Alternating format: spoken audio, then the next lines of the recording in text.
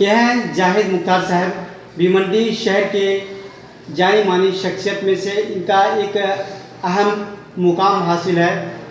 ये जो है हमेशा लूम के तहत काम किए हैं। बीच में इन्होंने लूम को लेकर धरना प्रदर्शन किया था गवर्नमेंट के खिलाफ।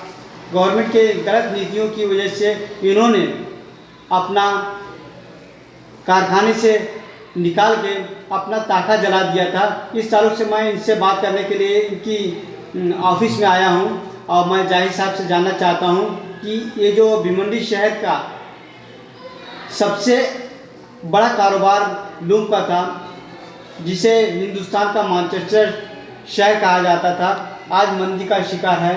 तो इस ताल्लुक से सर आप क्या कहना चाहेंगे? पहली बात तो ये पावर लूम जो टेक्सटाइल बिज़नेस है ये 2014 के पास बिल्कुल ख़त्म हो गया है। और मैं बता दूं कि 1999 में अटल बिहारी वाजपेयी जी की सरकार थी, तो उस टाइम भी ये बिजनेस ख़त्म हो गया था। और पावर लूम की जो पॉलिसी थी इनके खिलाफ, इनके पावर लूम के खिलाफ है। और भंगार के भाव में कपड़ा जो है बंगाल के भाव में लूम बिक गया। और उनकी जब सरकार में यशवंत सिंह जी जो है फाइनेंस मिनिस्टर थे, उन्होंने क्या किया, पावर लूम पे जो है एक्साइज ला के रख दी। एक्साइज 2 साल तक चली, जिसकी वजह से क्या हो गया, ये जो कारोबार ख़त्म हो गया। 2004 में जो है कांग्रेस गवर्नमेंट बनी, उन्होंने देखा कि कारोबार ख़त्म हो रहा है, सब में बड़ा कारोबार किसान के बाद जो है टेक्सटाइल का है। तो उन्होंने क्या किया, जो है इस बिजनेस के ऊपर से जो है एक्साइज हटा दी। 2004 से 2014 तक ये बिजनेस बहुत फला फूला। और मैं बता दूं कि ये कारोबार से जो है ना, एक समाज मुस्लिम समाज नहीं जुड़ा हुआ है, इससे 5 समाज जुड़ा हुआ है। पहला समाज आता है गुजराती समाज, मारवाड़ी समाज, तेलुगु समाज, मुस्लिम समाज और उत्तर भारतीय जो हमारे भाई हो वो। तो पहला समाज जो है तेलुगु समाज जो है जॉब वर्क करता है, मुस्लिम समाज जॉब वर्क करता है, और गुजराती समाज जो है वो जो कमीशन पे भीम देते हैं और जो अपना का ताका बना के जॉब वर्क करके लेते हैं। और गुजराती समाज भी ये करता है। गुजराती समाज 2 करता है, एक जॉब वर्क पे भीम भी बनाता है और कपड़ा भी बनवाते हैं, और जो कपड़े का जो है आगे जो सेलिंग भी करते हैं। तो इसमें ऐसा हो गया है कि जो हमारे गुजराती और मारवाड़ी समाज जो पहले 2-2 हज़ार ताका बेचते थे, आज 200 ताका बेचने की कैपेसिटी उनके पास, बिजनेस ही नहीं है उनके पास। हम उनसे बात करते बोले पेमेंट ही नहीं है पहला। और हम जो जॉब वर्क करते हैं मुस्लिम समाज और तेलुगु समाज, तो अगर जब मार्केट में पैसा नहीं रहेगा तो हम जॉब वर्क के लिए भीम नहीं मिलेंगे हमें। कई कारखाने बंद हो चुके हैं। तो ये गवर्नमेंट की गलत पॉलिसी है। इन्होंने क्या किया, पहला काम इन्होंने किया, इस धंधे पे GST ला के रख दी। GST ला के रखने में क्या हो गया, कारोबार बिल्कुल GST में ख़त्म हो गया। और उसके बाद इन्होंने क्या किया, 23 NTC की मिले जो गवर्नमेंट जो चलाती थी, इससे पहले 70 साल में जो NTC की मिले बंद नहीं हुई, ये गवर्नमेंट ने क्या कि उससे बंद कर दिया।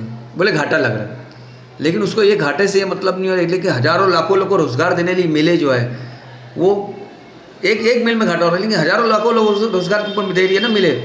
टेक्सटाइल का बिजनेस से कई लोग जुड़े हैं, तो लोगों ने बंद कर दिए घाटे के नाम पे।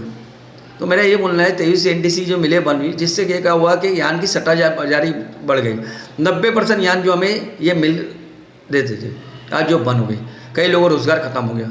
आप कहते रोज़गार बढ़ेगा, जब आपने 23 NTC मिले बंद कर दी तो रोज़गार कैसे बढ़ेगा? हाथी का बंद कर दी, आप बोले प्राइवेट में देने वाले थे, प्राइवेट में भी चालू नहीं कर पाए तुम। तो आज पूछो 4-5 समाज के लोगों से कि आपका धंधा कहाँ है, 2014 से पहले कहाँ था और आपका अभी धंधा कहाँ है। हमें ये धंधे को बचाने के लिए कुछ भी करना पड़े हम करेंगे। अभी देवेंद्र जी अच्छे जो है CM है, उन्होंने अच्छा काम किया था भिवंडी के लिए। उन्होंने कहा कि हम 40 HP के ऊपर जो है उनको भी हम जो है 24 HP की जो है सब्सिडी देंगे। उन्होंने इलेक्शन में वादा किया था, लेकिन जिनके लिए प्रचार में आए थे वो जितनी बात भूल गए। वो क्या समझते हैं कि भिवंडी में जो है खाली हमें मुस्लिम समाज है वो वोट नहीं देता, लेकिन उसके साथ 5 समाज जुड़े हुए हैं जो आपके वोटर थे। तो वो वादा कहा कि 40 HP वाला वो हमको बोलना है। और गवर्नमेंट ने तरह तरह का टैक्सेस ला के इसके ऊपर रख दिया, कभी GST ला के रख दिया, कभी 45 दिन में पेमेंट करना है वो ला के रख दिया। क्या पावर लूम जो है खाली जो है टैक्स भरने के लिए पैदा हुआ है? तो हमारे गवर्नमेंट से ये जो पिछली गवर्नमेंट थी उन्होंने तो ध्यान ही नहीं दिया। लेकिन अब जो नई गवर्नमेंट बनेगी, जो भी बनेगी, हम उनके सामने ये मांग पहली रखेंगे 23 NTC मिले चालू करो, जो मिले बंद है।